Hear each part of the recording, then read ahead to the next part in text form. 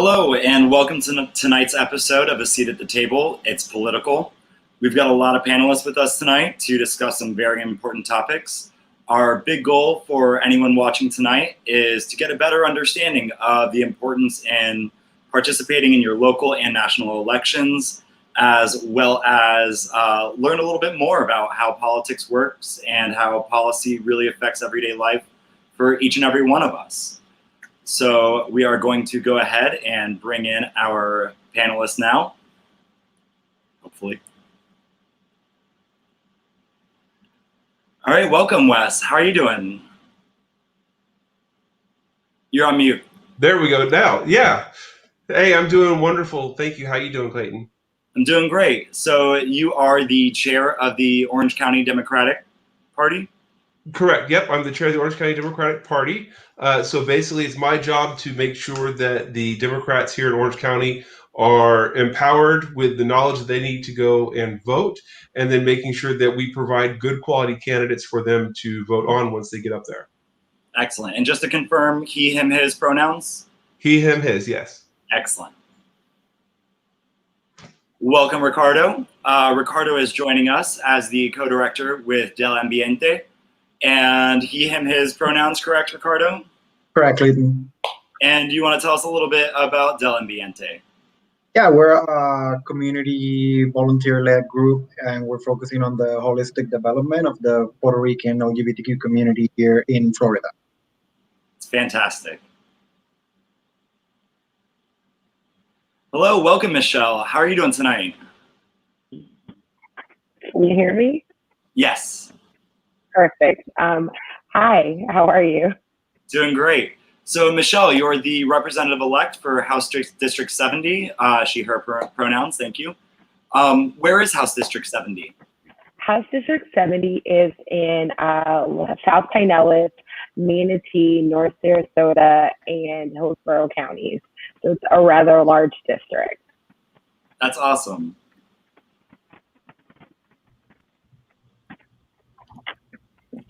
Welcome, Yasmin. Also, she, her pronouns. Yasmin is the co-founder and executive director of Peer Support Space. Do you want to tell us a little bit more about Peer Support Space? Yeah, sure. Thank you for having me. Peer Support Space is a new grassroots organization. We build diverse peer-led recovery communities and work to fill gaps in the mental health system while focusing on communities most deeply impacted by suicide and with the least access to mental health care. That's important work, and I have questions for you and everyone else. All right, we've got Felipe joining us. He is the Inclusion, Diversity, and Equity Senior Specialist with the Office of Multicultural Affairs with the City of Orlando. Also, he, him pronouns, thank you. Those are a lot of words, Felipe. What exactly do they mean? I know it's so much, right? Basically, I have the pleasure of working with the LGBTQ plus community. I also work on immigrant refugee affairs and with religious minorities for the Office of Multicultural Affairs at the City of Orlando. Excellent. So you represent a lot of diversity with the city. Yes. All right. And we have Sam Graper joining us from the Orlando Immunology Center. Also, he and his pronouns. Sam, tell us a little bit more about what you do with OIC. Yes, good evening, everybody. My name is Sam Graper. Thank you again for having this format for all of us to come together and talk about what I've always thought were incredibly important issues. I'm also on the statewide HIV planning consortium, where we do discuss and move forward HIV planning and prevention at the statewide level. And I also sit on this HIV planning council at the local level. So. All right, excellent. Now that we've got the introductions out of the way, we're going to start with a couple of soft questions. And one topic that I definitely want to start with that may not seem quite relevant to politics and policy, but I want to talk about the census. Ricardo, I would love to hear your take on the importance of the census, and then some comments from Felipe or anybody else to add on and tell us just how important it is for everyone to fill out the census. Sure thing, Clayton. And you're right in that it might not sound political, but it definitely is. Representation is determined by the census. Redistricting is coming up next year. And even for the work that some of the organizations are doing in regards to language access, some of the counties are required by federal law to provide ballots for minority language, and that information is based off on census data. So, like, for example, counties with 5% or more voters of a minority language, they have to provide all the voting materials, etc. in that. So it's definitely political. And other than that, it's obviously how communities get the federal funding for education, for health, for transportation, for a whole array of things. And it only takes, like, literally, it just takes 10 minutes to fill it out or less. You can do it online. And if you haven't done it, I was checking Orange County self-response rate for today, and it was actually and exactly 61.4% of self-response rate. So I think we can definitely do better than that, Orange County. All you got to do is go to like my 2020 census.gov and you just fill it out. It's as easy as that. And you only have until September 30th because the deadline initially was extended to the end of October, but it was now cut back again. So you're probably seeing census takers visiting door to door.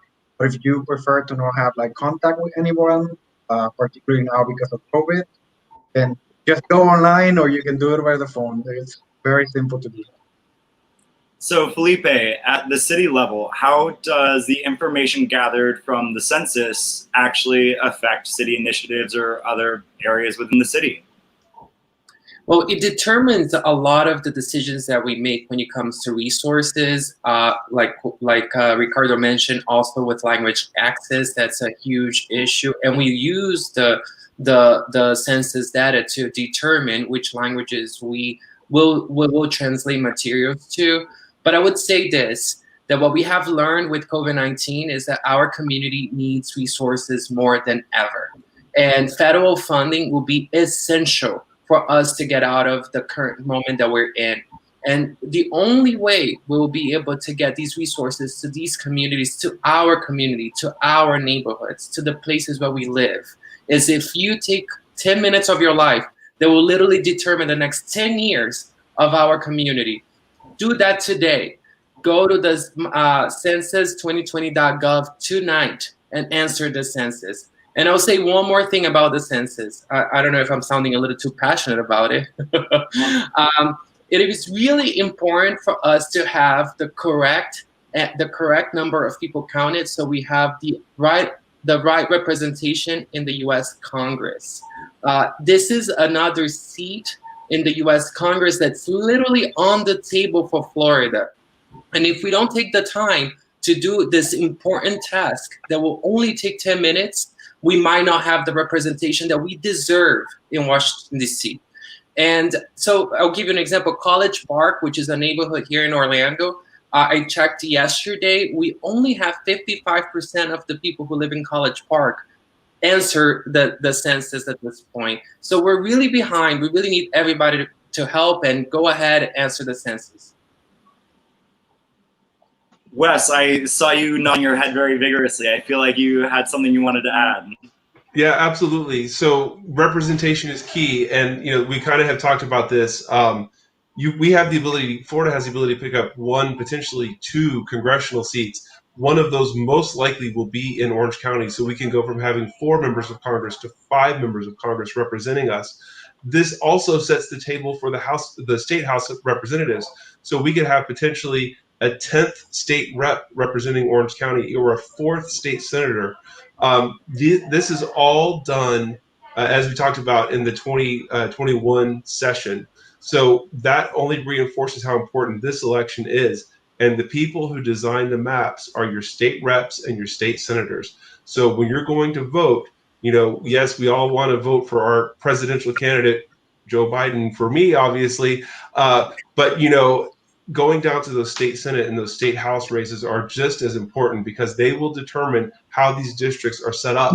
And it took a lawsuit by the League of Women Voters to get fair districts because the Republican-controlled legislature in 2010 and 2011 set up districts that were so gerrymandered. They were just absolutely awful. So the League of Women Voters sued, got new districts, and in 2016, we saw a much more balanced state legislature as a result. So this is very, very big. It can really help us get a stronger voice in Tallahassee as well as Washington, D.C., and allow us to get more of the things and the initiatives that we're trying to pass that we cannot get through at the state and federal level right now. Thank you. I feel like you led into a really great question for Michele, which is, what exactly is it that a representative does? You mentioned that your district is very large and spans multiple counties. Other than representing, how do you represent? How do you, as one person, represent multiple viewpoints on a very large stage to really advocate for all of your citizens? Yeah, so I definitely just want to hit on what Wes was talking about, how districts are drawn. So my district, District 70, is literally the definition of gerrymandering. If you look at how it's cut, it's cut crazy. It's nuts. That's just I can't even say it. And and it's based on when it was drawn, it literally was based to suppress people's votes, to suppress people's voices, and to keep Black and brown folks and economically disadvantaged folks in one certain area. So it actually does not, so other folks can stay in power. So it is super, super important that we do the census, but then you know who you're voting for. So once again, it is vitally important that, yes, we need to vote for Joe Biden and Kamala Harris, but it's vitally important that you know who is representing you on a state level and a local level. And so what I do as, as a representative-elect, which is so a little weird to say, but as a representative-elect, one of the main jobs that we have is to pass the budget, but then also we are able to pass, we're able to create laws, and we're able to also make sure that our, districts can have appropriations, can have monies. And so really it is about making sure that we are able to pass laws that I believe should be equitable and that benefits all Floridians, but then also making sure that our district we're able to bring money back home, right? And, right now, one of the things what we've seen is that the governor's veto pen went crazy this last, over in July, just slashing everything. And unless you were willing to kind of sell out, it was harder for you to bring money back home, which is why it's important to vote, right? Which is why it's important to have a seat at the table, which is why it's important that we're able to do the census and that we're able to get more like-minded people, for me, Democrats, who are in the House and who are in the Senate. So we're able to make sure that that seat at the table just isn't just, kind of in name only, but we're able to push forward initiatives and bring money back and do the things that we need to do in order to really push our cities and our districts and our state forward. So also, I think what's vitally important for me, even as a state representative, while I may not be able to do a lot of things or have oversight locally, but it's vitally important to partner with our municipalities, our city government, our county government, and then also our local organizations as well, because where I may not be able to have oversight or any kind of control, influence matters, right? And then also standing together and seeing what I can do on a state level to support the work that's being done. Excellent. I would like to turn back to Wes briefly to just talk about the importance of getting out and voting, and not just in the federal election, but also in the local elections. I know a lot of people may feel very passionate about voting for their school board superintendent, choosing between 3 different, judges that they've never heard of, but these things have real impacts. And I'd love to hear your take on the importance of all these different positions in elections. Yeah, absolutely. And, people think that we have an election every 4 years or every 2 years. You really almost, it feels like there's every 90 days there's some kind of an election somewhere. Orange County's got 13 municipalities, and they are always having elections, it seems like. And it's a rolling calendar. So you have to kind of stay informed and engaged. But we just had an election last Tuesday on the 18th. That was for a lot of your county level people, as well as your primary for the state offices. But we were electing sheriffs, property appraisers, tax collectors, state attorneys, which has a huge impact on what can happen in our day-to-day lives. County commissioners, Orange County, for example. When I started 4 years ago, was a 5-2 Republican county commission. In the 4 years, through a lot of hard work and a lot of dedication with some great people, as of the election of Nicole Wilson, we're now a 6-1 Democratic county commission. So what does that mean? It means things like a ban on conversion therapy can be heard and get serious consideration now. We can look at extending same-sex benefits or anti-discrimination, in the workplace. These are conversations that we can have. Same thing, Michele, God bless you for going to Tallahassee, because a Democrat in Tallahassee, Rep Polo, she opened my eyes to this, like your committee chair controls if your bill is heard, so you can sponsor an amazing bill. And if your committee chair doesn't want it to come forward, it dies. And so, you also have to take it to 3 committees. So, like, there's all these obstacles put in the way for a bill to pass. So we've got to vote for these state reps and these state senators to empower them to represent our values. It's a Republican-controlled Tallahassee. They've had the state house, the state senate, and the governor for the last 20 plus years. So, if we want to see changes, we've got to get out and vote and send the people that represent our values up there. It's also equally as important in nonpartisan races to do your homework, because like we talked about judges, some of these judges you don't know anything about. And, we've taken it on our shoulders to really make recommendations in judicial candidates, because it is important. If you do want to see judicial reform, if you do want to see equality coming forward, we've got to have good judges on the bench to help us with things like that.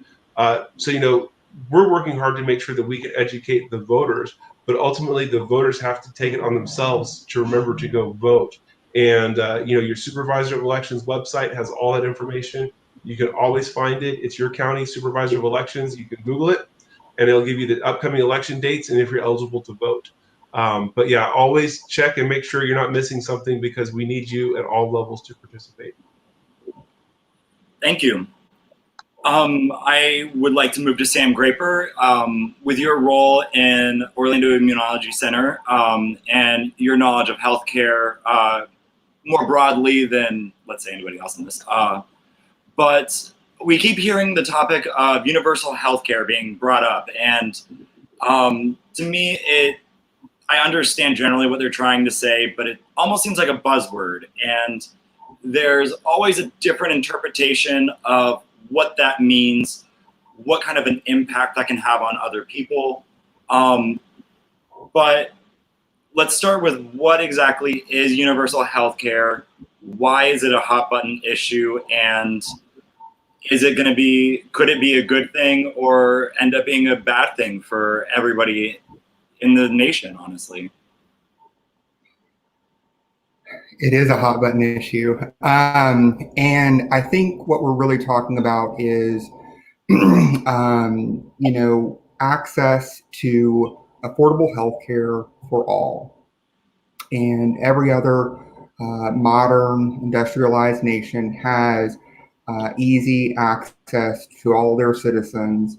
What that looks like here in America is very different. We have kind of a patchwork, if you will, between Medicare and Medicaid, private insurance that really kind of pay for those different services that someone might receive.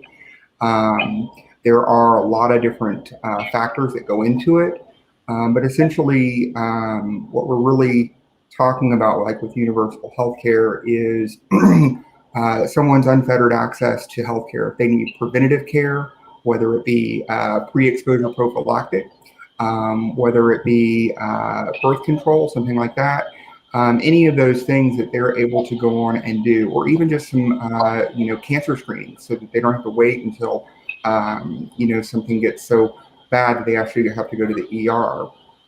And I think that, this is a conversation both at a local but at a national level that is challenging. Here in the state of Florida, we really missed out on a big opportunity because we didn't expand Medicaid. And that was a direct result of the governor that we elected. And what that means is it means that millions of Floridians have less access. And these are elderly people, these are LGBTQ people. This is everybody in the state have less access to good health care. States where they expanded Medicaid, as a for example, actually improved their health outcomes, and it didn't actually incur a greater burden to the state. I think that, one of the things that we always have to consider is we deal with a real world here, and there are, financial issues that do have to be taken into consideration. But when you take them on the whole, preventative medicine actually reduces costs over the long term. And that's what a lot of people that argue against universal health care fail to really grasp or understand is, an ounce of prevention is worth a pound of cure. And I think that especially when we're talking about getting out to vote and making sure, and this is going to sound crazy, to actually get somebody in office that believes in science and data, you know, and if they follow those outcomes, then they're certainly going to be much more in line with something for, you know, for all of us more objectively than what they might believe in their own personal ideology. So we were talking another time, and you had mentioned something that I, as a recognized cis white gay man, haven't really experienced in my life. But you mentioned about how elected officials, such as judges, can actually have an impact on the recognition of the healthcare that you can receive, and that was something that I already thought voting for the right judge was important, but that just really made it even more important. I don't want to paraphrase it because you really made an impact with me, but I'd love for you to share that with our viewers. So what a lot of us fail to understand or realize is the importance that judges have. And some poor examples might be, recently there was an intersex individual that went to have their gender marker changed, and the judge denied to see that case, and that judge was reelected. And it was an unfortunate misstep on our part to have a judge that was in a position to actually see this person for who they truly are. And what we're talking about is not being activist judges. That's not what we're talking about. What we're talking about is an actual interpretation of the law. And that's why I think it's even more critical for LGBTQ individuals to do their homework and understand that not just voting for the president matters, but actually voting for these judges matter. For example, a judge may or may not have decided, you know, whether, you know, 15 or 20 years ago, whether I could go see my partner because we couldn't get legally married at the time. Judges decide on all sorts of issues that are very important to us. And, doing research, Equality Florida always has great information, the League of Women Voters, the Democratic Party. And sometimes you do kind of have to look and see some of the cases that they've decided upon. There was another website that was out there that was actually clearly showing where it said, talking about hate speech. And some of the judges that were up for election said, well, listen, as long as they're not hurting someone can say whatever they want. And then others were saying, you know what, if they're inciting violence, then that's too far. Now, what does that mean to me as an LG? Well, it means that if someone is saying it, basically they have to beat somebody up before a judge would actually say that they're doing something illegal. And the other one is saying, hey, listen, it is not okay to incite violence. It is not okay to, misgender or do those other things. That alone is enough harm. And it's those types of judges that I want to see get elected and elevated. And I think that that's one of the reasons why it's so important for us as LGBT people to really get involved, because here's the thing is we're always talking about our voice, right? Like we need to have our voice heard. This is the one time where our voice is there, and because we don't vote, we then are denying ourselves that opportunity. It's the one time where our voice is already there. All we have to do is show up and vote, and we're taking away from ourselves. And we have some really great opportunities coming up in the next election to really make some differences. And I couldn't agree more with the census. If you haven't filled it out, it will impact us for the next decade in ways that are even hard to describe. Medicaid, Medicare, food stamps, all sorts of different programs are based on our census. So it is so incredibly important for us to all fill that out. Maybe all of our friends do too. Actually, everybody should make a plan right now to grab a friend and fill it out, and tell their next friend to fill it out too. Grab one and teach one. Absolutely. And unfortunately, with the format that we're doing tonight, we're not even going to be able to do a deep dive. We're really just going to do a scratch of the surface and hopefully provide our viewers with a few key terms to start Googling themselves. But anybody watching, if you have any questions, I would love to see them in the comments. And we will do our best to address them as we continue on. But Please don't hold back. Even if we can't address your questions in this episode, we're already thinking about doing a second episode potentially of political conversations. If it's something that's important to a lot of people, please add it to our comments, and we'll do our best to address it tonight. And if we can't, it might be in our next session. So my next question is for Yasmin.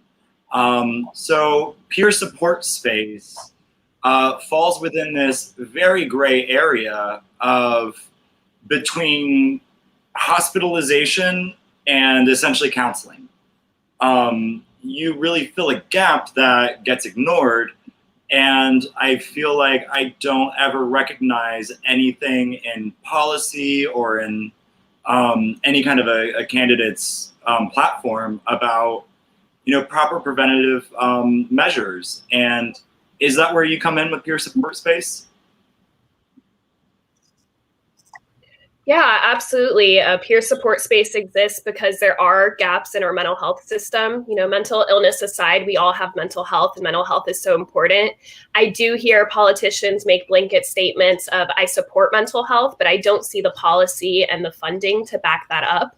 It's more often that when I hear politicians talk about mental health, it's because they're blaming mental health for gun violence or for something else that's not just a false narrative, but a dangerous one. I wish that more politicians would talk about mental health, of course, also make policies, but start conversations about it, because mental health is something that is so stigmatized that one of the best first steps we can take is just starting conversations about mental health. I also think it's not enough to just put money into mental health. We have a revolving door mental health system where the services that are available is, a 3-night overnight crisis stay. When we don't put preventative services and services to sustain wellness, we're waiting for people to reach a point of crisis, to then be hospitalized, to then be released until they reach a point of crisis again.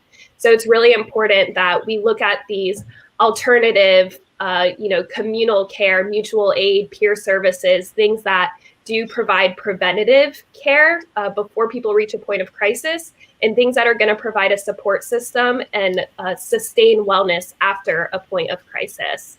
I think it's really important that we build policies around mental health, because just like, there's a lot of talk about the criminal justice system or different systems being broken, the mental health system is broken too. And it's beyond time that we reform the mental health system and start supporting these grassroots initiatives, because people are dying. So as a part of that system, when somebody does reach that point of crisis and say they're Baker acted or something like that, that goes into the permanent file or like a record. Does that affect them down the line? And is that something where your intermediary services come in and help prevent them from hitting that critical moment and really hitting that rock bottom to where they start rebuilding themselves on their own without having to be, having that intervention moment with their friends and family to get them entered into a program? Yeah, in many ways, the Baker Act can be more traumatizing than whatever trauma or crisis people have gone through to get to that point. I really wish that people would really use the Baker Act as a very, very last resort, or not use it at all, because we're disproportionately affecting, Black and brown folks that, when a police shows up, like I don't feel comforted, by police officers showing up at my home. There are alternatives to care than the Baker Act. And we are, one of those resources that is preventative. A lot of people, with verbal de-escalation or other tactics could be calmed down, but when you do something that is just going to escalate someone, like bringing in a police officer, we're really not helping anybody. But there's people that are mental health professionals that as soon as they hear the word suicide, they immediately jump to liability and, my licensure. So they immediately go to a Baker Act to say, I'm done. I Baker Acted it. Now it's in the hands of the state. But people live with suicidal ideation every day. It's very normal. I'm a person that lives with suicidal ideation. I don't need to be Baker Acted right now. It's passing thoughts. But the thing is, We live in a world where clinicians are so afraid of the word suicide. When you're a mental health professional, you should know that suicidal ideation is very different than having a plan to complete suicide. So we really have to create spaces where it's okay to talk about suicide without fearing getting Baker acted, because something that is not going to help suicidal ideation is holding it all in and feeling like you're alone, because we live in a world where it's not okay to talk about it. Thank you so much for that, Yasmin. I would love to turn the focus to Felipe. Felipe, you're an immigrant in the United States, from Brazil, if I'm not crazy. Please say I'm not crazy. You're not crazy. I'm from Rio. Would you mind sharing a little bit about your experience, going through the process of becoming a U.S. citizen, and how you feel that process might be different if you were to relive that today? Interestingly enough, that process is not complete for me. I am not a U.S. citizen right now. I am a permanent resident. I've been living in the United States for 20 years now. About 20% of the population of Orlando is actually made of immigrants. So we are a very immigrant-heavy community, and and the contributions of immigrants are felt in every part of our society right now. So when I came to the United States, I was 14 years old and quickly became undocumented. And I was undocumented for 15 years of my life. And I have to say that being undocumented is sort of like, when you have a nightmare and there's a monster and you're so afraid and you cannot even move.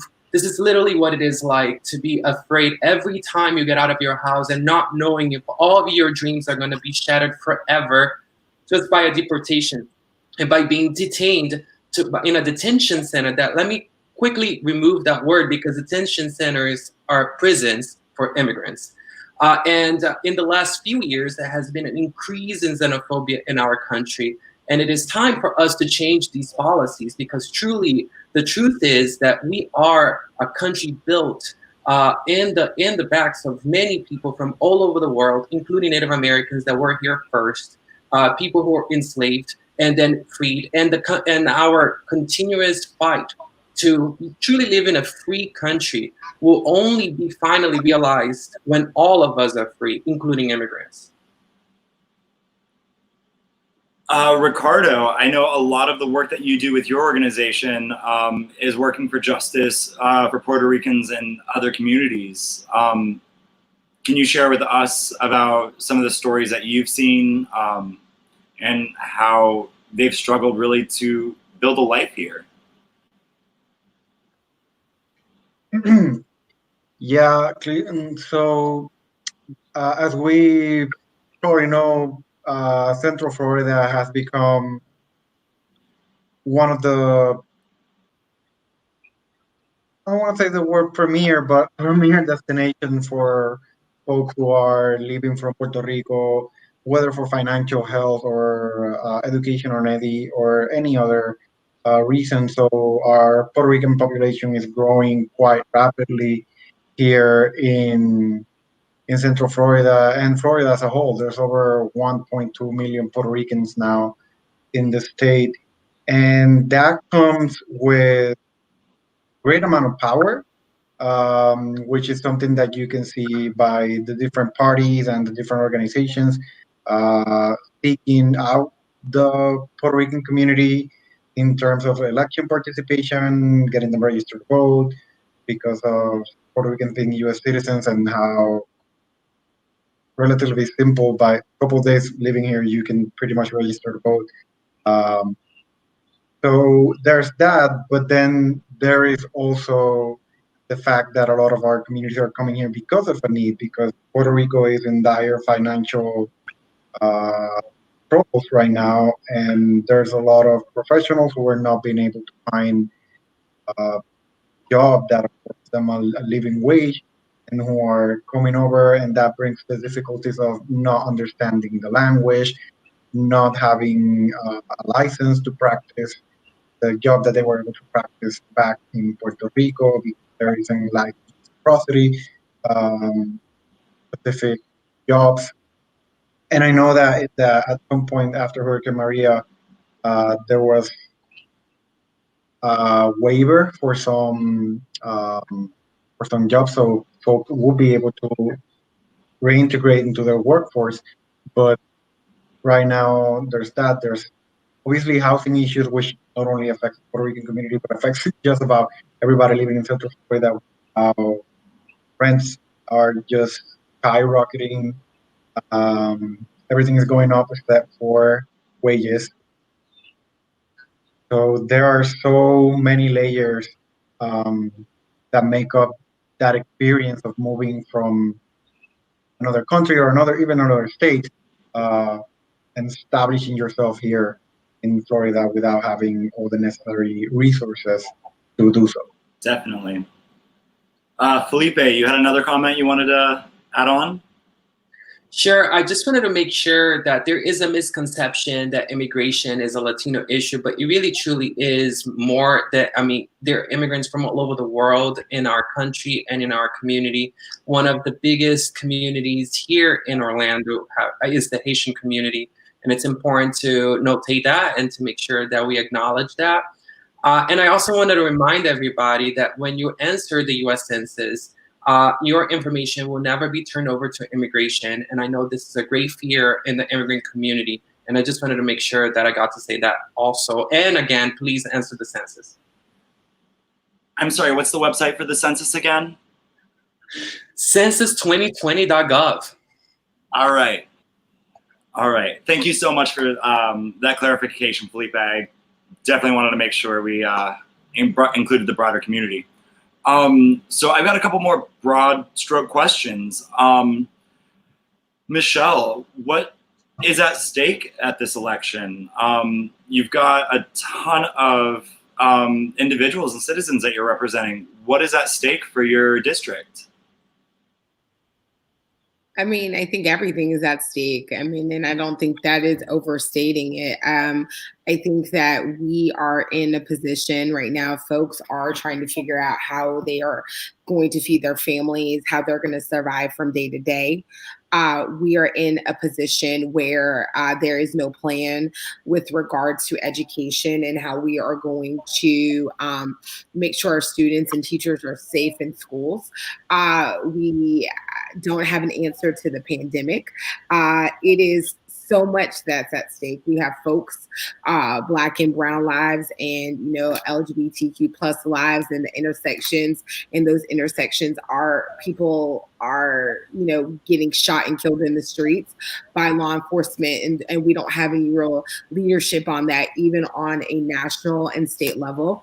Our governor is a Du Bois for, 45. And so everything is at stake. We need to have people who are tried and tested leaders. We need to have folks in there that actually have empathy and care for our communities and our nations. And as we are electing state house reps and state senators, we need to make sure that people are going to legislate with folks in mind, understanding that every bill that they may file and that eventually may get passed, that it's going to personally affect folks' lives. You know, when I was campaigning, and I told the story, and I'll tell the story again.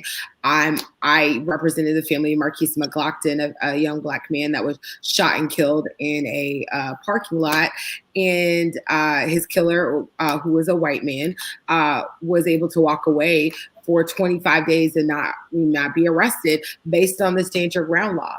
And Mr. McLaughlin, Mike McLaughlin, Marquise's dad, said to me, he said, "You know what, Ms. Rayner, I always heard of the stand your ground law. I always heard of it. I always knew what it was, but I never thought it would come visit me at my house. I never thought that I would be impacted by that." And so I think that, you know, when we think about the elections, everything is at stake. And I know that it sounds dramatic, but we have to vote like our lives are depending on it, because in some cases it really is. I fully believe everything that you just said. Everything is at stake. Wes Hodge, I'd love to come back to you with quite literally everything being at stake. And most elections are just won by extremely slim margins. I mean, even the last one the popular vote wasn't the deciding vote. Right. how important is it for especially LGBTQIA individuals to get out and vote and be, one of those 100 people in their county that could have swung that vote? How often do you see that? In Florida, all the time lately. It seems like every single election we're coming down to less than 1%. But I'll agree with Michele. Everything is on the line right now. We have several Supreme Court justices that are in their 80s. These are the liberal justices. If we get 4 more years of Trump, we can look at gay marriage being taken away. We can look at any kind of other LGBT protections being taken away. These are serious matters that affect our daily lives every single day. So, it's serious. Everybody, it seems like we're always talking about how important every single election is. And unfortunately, every single election is getting that much more important. Here locally, there are lots of issues that we have, workplace discrimination, trying to make sure that that is protected. I also want to give a quick shout out. I saw Representative Carlos Guillermo Smith is on here. Hey, Rep Smith. But yeah, no, I mean, there are just so many issues that are on the ballot here. And again, sending Democrats to Tallahassee to have a meaningful voice in the legislature so that we can at least start to undo the 20 years of irreparable harm that's been done to this state, expanding Medicare and Medicaid, like what Sam talked about earlier, sensible immigration policies, everything we talk about, you see the intersectionality of everything. Parity for mental health funding is a huge thing. We actually have been trying to fight for that. And for what that means is, like, when you go and break your arm, your health insurance covers it. But, if you are depressed or if you have bipolar disorder, that's not covered by your health care. It should be. And, Congressman Soto, all the way back to when he was in the state Senate. So this is 6 years ago. We've been working with him to try to get that in the state of Florida and are still fighting to get mental health parity for health insurance. So, you name it, it's on the line. And it's sad that we have to make that dramatic emphasis, but it's 100% true. So we need as many people registered to vote and then getting out to vote as well. What would you say to individuals that feel that their voice or their vote won't count, or that they're worried that if they send in a mail-in ballot, it won't get counted, or their only other option is to go to the poll and risk being around large crowds? Right, absolutely, and I understand that, and unfortunately, at the very top of the ticket, the president of the United States is sowing misinformation into this system. Vote by mail is safe. I have voted by mail for a decade now. You get to go onto your supervisor of elections website. The state of Florida now requires this. You can track your ballot, see when it was mailed to you. You get it, you sign it, you send it back. You will see on the supervisor of elections website that it was received. If there's an issue, what you need to do to fix it, and then ultimately that it is counted. There is a bit of personal responsibility with this. You need to make sure that you're following up on your ballot. The other thing is, don't wait till the last minute. If you get your ballot, mail it back as soon as you get it. The only time I don't recommend that is the presidential preference primary, because candidates leave and enter the race like crazy. But right now, nothing is going to change between the time you get your ballot in September and November 3rd. So make sure that you get your ballot, you vote, you close it in the envelope, sign it. That's the biggest thing, is signing it and sending it back. We had a huge issue here, comparing signatures. The signature when you got your driver's license in that little tiny box that you had to kind of scribble in, that's the signature they're going to try to match to. So look at your driver's license and make sure your signature matches that signature as close as possible. If they reject your signature, it's a very simple process. It's one form, a copy of your driver's license, you send it to the supervisor, and it's taken care of. A lot of people, I understand, have immunocompromised issues. I'm a bone marrow transplant recipient. I will not go to a poll for that reason. I understand. Vote by mail is safe. You can follow your ballot online. You can make sure that it's received and counted. And if there is an issue, it's a very simple, easy fix. We had over 60,000 Democrats vote in Orange County in last week's election alone. And so it's a testament. You're not the only person doing it. There's a lot of people doing it. The mail is safe. If you don't trust the mail, you can drop it at any early voting location, or you can take it to the supervisor of elections office and drop it there. And the other thing is, if you request a ballot by mail, you're not required to vote by mail. You can always still go to early voting if you want, or vote on election day. It's just an extra insurance policy to protect you. All right. Thank you so much to Nolan Klein, who just shared the link on how to check and update your voter registration status. Thank you for sharing that. Before I move on to my next question, please, anybody out there with questions, just throw them into the comments and we will do our best to answer any of them, as long as it's not who we're voting for. So my next question is going to be, I'll start with Yasmin and then ask for Michelle's follow-up. Again, as a, let's just face it, privileged white cis gay man, what feminine issues, what issues facing women going into this election are you facing that I may not be aware of, but need to be focusing on and need to be supportive of? Yeah, awesome. Thank you. When I think of women's issues, I automatically think of reproductive justice, just because that's, something that right now a lot of officials are trying to take away our bodily autonomy.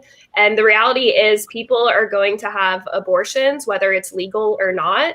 So making them illegal is disproportionately affecting lower socioeconomic individuals, which is dangerous. But women's issues are a lot more than just reproductive justice. If you're trying to tackle any issue, you should really listen to what is actually more than half of the world's population. The issues that affect everyone also affect women. Anything affecting the working class disproportionately affects women.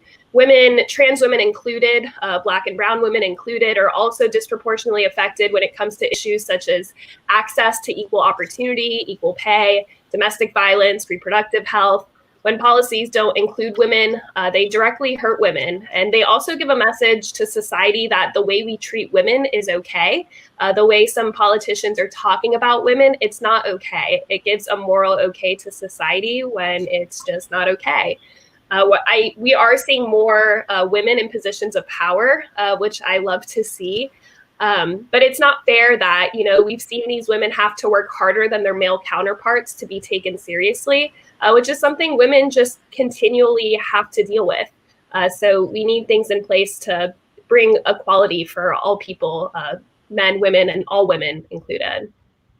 Michele, I'd love your take on this topic as well.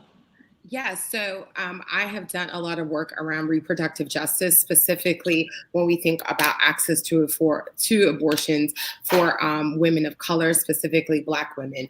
As I always say, when we think about the abortion bans, it's really going to impact Black women and women who are on the lower socioeconomic spectrum. So one of the things that we've had here is that in the state of Florida, that we've had a bill signed into law that, I think an individual, a young person at the age of 16, they would have to still allow their parents to get consent from their parents, rather, with regard to an abortion. And I've been able to work around in issues with regard to judicial bypasses, which are where a young woman or a young person, because, abortions just don't happen to women, but happens to people as well. People who are able to carry children to term, that essentially we've had to go around the parents and possibly not get consent from the parents, or even let their parents know that they are seeking an abortion due to a myriad of issues. So one of the things that I think is super important is reproductive justice issues. But I also want to think about, when we think about LGBTQ rights and just even issues that affect folks in our community. And I know that's not really the question, but I do want to jump into that. I think that we have to think about how our youth, and kind of to represent Carlos Gama Smith's, there was a vote that was taken last session, and I'm sure if I'm wrong in it, someone will correct me. But one of the things in that vote, and it was voted down to protect our kids that are in public schools from getting bullied. And what does that look like? And so when we have to realize that if we are not protected, if our community is not protected, if our community is not free, then no one is free, right? And I think that we have to make sure that we're voting in folks who in office who are not just going to champion their causes, but are going to be true allies to our community. It's one thing to say it, but have you done it in deed, right? And it's also important if they're not allies, that if we have folks in our community who are running, who are good, now I mean not trash, candidates, but good candidates that are running, that we do everything in our power to make sure that they get into office. I will tell you, and I've said it publicly, I probably would not be in the place that I am if it wasn't for Equality for Florida, if it wasn't for the Human Rights Campaign, if it wasn't for folks like Representative Carlos Guillermo Smith stepping out and really bringing that support. And so we have to make sure that we are aware of when we're voting that these issues are at stake as well for our folks, for our community. Thank you so much for that. And you actually brought up a topic of, getting involved in local office. I had really wished I had been able to get some friends from the Victory Institute to join us tonight. Look them up online. They're the Victory Institute. They help LGBTQIA members of the community to run for public office. They do phenomenal work. They are an excellent resource if you want to run from anything from mosquito control all the way up to state senator or beyond. Please look into them and please run for office.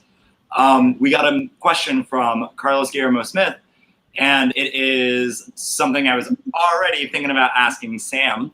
How can our vote protect LGBTQ youth in schools? And to add on to that, I also want to ask Sam about how school board superintendents can influence what our children are taught. And that's not just about, the history of gay rights and whatnot. It's also about, an equitable teaching of safe sex practices, so that when they become adults, they've received these really important instructions on how to be a safe adult. Thank you. Yes, I'm going to issue a charge out to all the people that have just graduated high school. So please go out and vote and figure out who is running for your school board.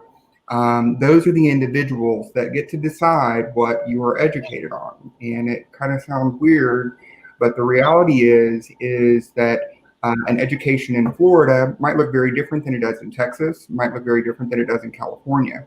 And again, I go back to having individuals in office that are looking at information and basing decisions based on science and data, so that we do have, reproductive rights taught at an age-appropriate level for the, even starting in 7th and 8th grade in many other states. We don't do that necessarily here in Florida. It's basically left up to each individual school board and principal.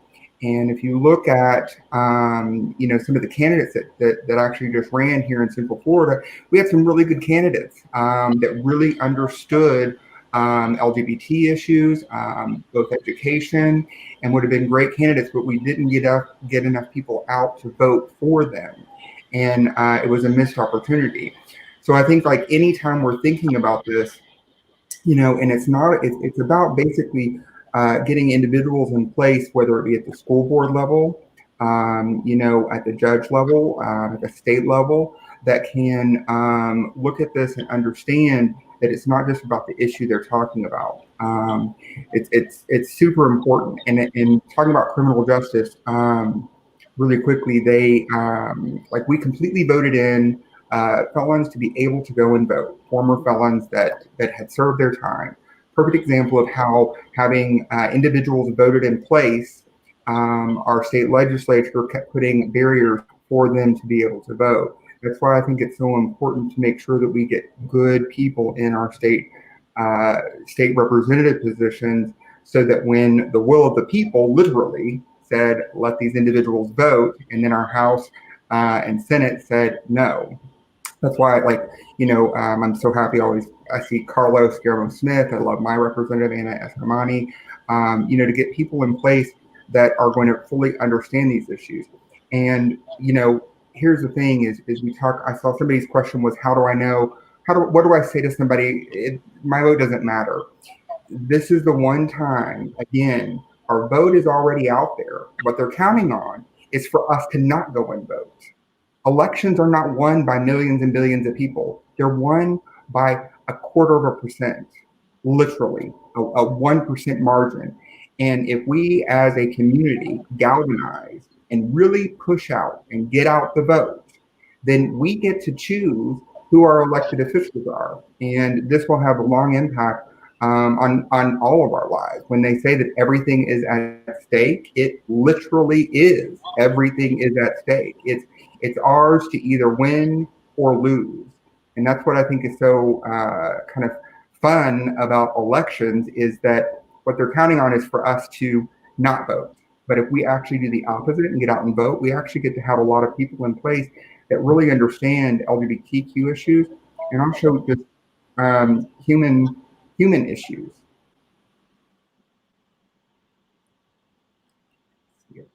Thank you, Sam. So I know there are a lot of people out there who are just really angry and really passionate, and they've just got all this energy stored up, and they're thinking about running for office and doing something other than, tagging some graffiti. Wes, for anybody that is thinking about running for any level of office, that's an incredibly overwhelming thing to approach from the outside. What would be the best first step for somebody to take who is wanting to run for office? Take a long breath and get ready. But the thing is, representation matters. And we kind of talked about this along the way.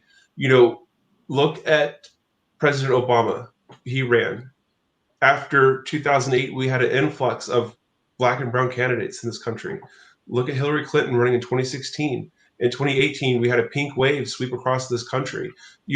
We're seeing LGBTQ, especially trans candidates, running for office and giving a voice to the trans community, especially the trans community of color. LGBT candidates, gay candidates, lesbian candidates, bringing a face up and elevating that face, elevating that voice. It allows us to have a seat at the table and have representation. So, if you feel like you can make a difference somewhere, find what your passion is. Is it in legislating? Is it in making laws? Is it in, community affairs and zoning and, development and working on a local level? Is it schools, making sure that we're providing kids a safe space to learn and then what they learn. But find what meets your passion, and then start figuring out, okay, if I had to run for office, how can I do this? You need to work, your friends and your family for financial support, because as much as I would love to say, just get out there and run, it costs money. So you need to have an idea of who you can get to support you financially. I don't encourage candidates to put their own money into the pot. I think that if you should be able to build a coalition of support to help you, but then also get your friends and family to help you volunteer, because you're going to need people to make phone calls, to, when we can, go back to knock on doors, sending text messages, but expanding your influence within them, and then just kind of talk to local elected officials that are at the level that you're wanting to get into. So if it's a state representative, talk to your local state rep. Obviously, come to the county party. Every county has a Democratic Party or Republican Party, if that's what you are. Talk to them about some advice on where to go and what to do. But by stepping up and stepping out and providing an example for others, you're opening a door for more people to follow. And that only helps us all in the long run to become more representative, more inclusive, and more vocal in being able to fight for the things that are important to us as our community. All right, well, we have hit 8 o'clock, so I don't want to end abruptly. So I would love to go through and get last final thoughts, the one thing that you hope anybody watching this takes away from it. And I'll go through it as a reverse order from how they appear, and I will start with Miss Yasmin Flasterstein. Go vote and fill out the census. Where's the census at? My2020census.com. Felipe, what do you hope people take away from tonight? You know, if I could say one thing is that part of not being a U.S. citizen is that I am not allowed to vote. So go out and vote for me and vote for the millions of others that have been disenfranchised by this unfair system that we live under, and make history like Michele Rayner here, who is the first Black lesbian to have been voted and elected to the Florida legislature. Sam, what would you like for people to take away from tonight? Make a plan and go vote. This data shows that if you actively make that plan and then say that plan out loud, that you'll do it. And grab a friend and make sure you go and do that with your friend. Excellent. Michele? So go vote, but also I'm going to challenge folks to get involved in a campaign or with a candidate that they feel that, you know, or a campaign issue, whatever it may be, that they feel that they gravitate to, you know, put some skin in the game as well. Ricardo, what message do you want to send out? Register to vote. You have until October 5th. So remember that deadline if you still haven't registered. And then go vote. There's 3 options to vote here in Florida. You know, request if you want to do it by mail, make sure that you request your mail, your ballot in time. If you want to do it in person, but avoid long lines and do it before Election Day, early vote. Orange County begins October 19th. Or if you want to do it on the Election Day, then but there's options. And do your research, choose wisely. Vota en español. It's your right to vote in Spanish if you prefer. Prefieres votar en español, pide tu papeleta en español porque es tu derecho. And please fill out the census. And Wes, what are your closing thoughts? Well, Clayton, first, thank you for this opportunity as well as coming out with pride. Greatly appreciate it. I will echo everybody's sentiment. You can go to registertovoteflorida.gov. That's registertovoteflorida.gov, and make sure that your registration is current and up to date. Make sure you vote. Make sure you know the candidates that support the issues that are important to you. And make sure you complete the census, because representation matters. And when you're true and honest about everything that represents you, it only helps us to better represent our values in our community. So thank you again, and please don't forget to vote. Thank you to each of you. This has been a phenomenal night. I've learned something. I really hope our audience has learned something. I felt like this was a great conversation. I really appreciate you for joining us. We've covered the importance of everything from voting for your school board superintendent. I think even our agricultural commissioner is making waves in the state of Florida for all of us. It matters every level, from every judge, commissioner, representative, and it's not just the federal elections. Please be involved in your local, your state, your national elections. Do your research and please vote.